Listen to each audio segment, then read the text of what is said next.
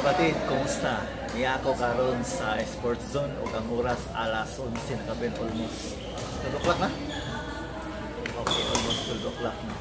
Late na kayo ang dula na human, may son. Speaking of late, ikaw ba ang type sa tao nga kakalate kada adlaw sa imong trabaho, sa opisina, or sa imong pag-eskwela because hindi ba ka mamata, or tungod ba ka sa traffic, or tungod ba ka kay doon na ba kay bangga? You know, brothers and sisters in Christ, naghantag mga rason nga nung kalit ka matag-adlaw. Pero ang kamatuuran mo ito, bisan unsa pa na rason, kung nalit ka, late ka.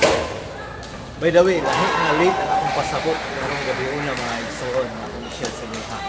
Number 1, nakatry na ba ka na doon na kay tao magipangayuan mo tabang, tapos late siyang niabot or late ang tabang, o baka doon ay time na nangayo ang tabang tapos nabalaka na kay ka sa maong sitwasyon apan wala maabot ang maong palabang nga imong kinahanglan.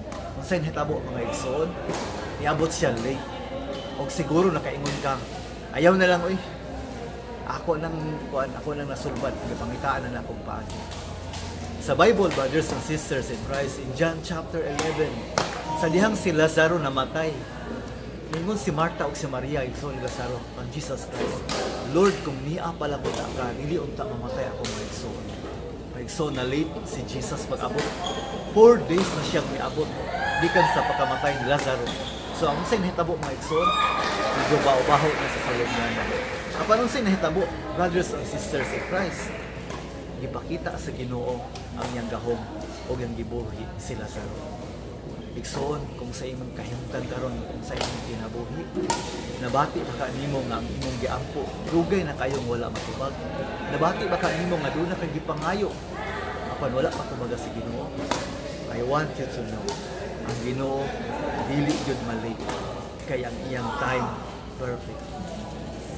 Kung doon na makipagkalit, brothers and sisters in Christ, pasabot na kung karon wa pa nimo madawat, pasabot ana dili pa karon ang saktong panahon.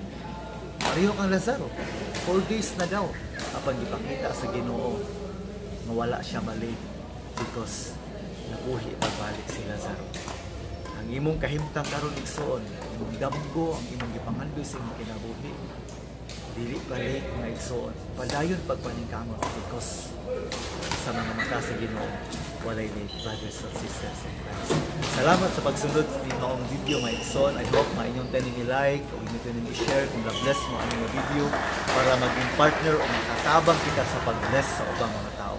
God bless you, brothers and sisters in Christ.